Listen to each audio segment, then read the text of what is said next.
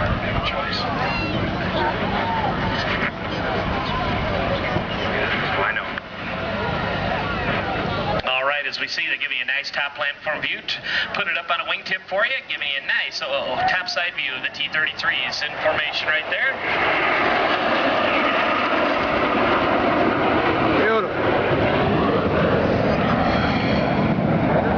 Yeah, it was a trainer. It was a trainer a long time ago.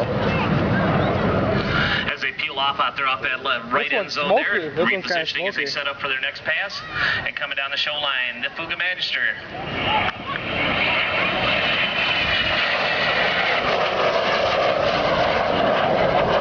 Wow.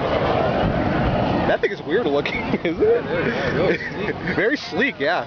Looks like it's very, very light. Very cool.